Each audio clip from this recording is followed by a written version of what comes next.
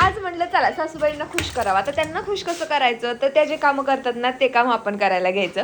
त्या दरवेळेस ताक बनवतात, आज मी ताक बनवायला घेतलं होतं आणि म्हटलं मिक्सरचा वापर करायचाच नाही, मी तर रवीनेच ताक बनवणार. पण उभं राहून किती वेळ हलवणार, त्यामुळे पातेलं खाली घेतलं, 10-15 मिनटं मस्त हलवल्यानंतर छान लोण्याचा गोळा तयार आला. आता तर मी एकदम खुश. मस्त लोणी काढून घेतलं, 2-3 पाण्याने त्याला छानपैकी धुवून घेतलं आणि त्यानंतर मी त्याला कढायला पण ठेवलं. आता ताजं ताजं ताक बनलंय म्हटल्यावर ताक तर पिलंच पाहिजे आणि मला ताक प्यायला खूप जास्त आवडतं. ताक घेतलं, इकडे लोणी तर कढायला ठेवलेलंच आहे. आभीपाशी जाऊन मी ताक पीत बसले आणि माझ्या लक्षातच नाही की लोणी तिकडे कढते. सासूबाईंना खुश करायला गेले होते, पण झालं भलतंच. करायला जावं एक आणि होऊन बसतं एक. हे असंच काहीतरी माझ्यासोबत झालेलं आहे. दुपारी आमचा कृष्ण आला होता, त्याला ड्रॅगन फ्रूटचे कटिंग्स हवे होते, म्हणे मी घरी नेऊन लावणार आहे. आता त्याला काढून तर दिलेत, पण बघू काय करतोय ते.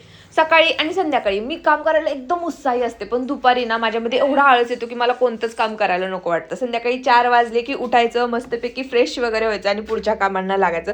तर काल मी तुमच्यासोबत एक लिपस्टिक शेअर केली होती, पण ती थोडीशी कॉस्टली आहे आणि ही ना इनसाइड कॉस्मेटिकची लिपस्टिक आहे. एकदम स्वस्तात आहे, मस्त लिपस्टिक आहे, लॉंग लास्टिंग राहते आणि ही लिपस्टिक सुद्धा मी बऱ्याचदा माझ्या व्हिडिओमध्ये वापरते. आता पोरं इकडे खेळतायत, तोपर्यंत म्हटलं चला मला सुद्धा हा पसारा खूप दिवस झाला आवरायचा आहे. हे जे रॅक आहे ना ते मला काढून ठेवायचं होतं, त्यामुळे इथली जी भांडी आहेत ती मी डब्यांमध्ये कशांमध्ये असं सगळं भरून ठेवलं आणि ते रॅक फायनली काढून टाकलं. तेव्हा मला बरं वाटतंय. सकाळी आणि संध्याकाळी स्वयंपाकाची ड्युटी तर आपली फिक्सच आहे आणि आज मी बनवणार होते धपाटे. तर हेच आमचं आजचं जेवण होतं. चला भेटूया नेक्स्ट व्लॉगमध्ये, तोपर्यंत बाय.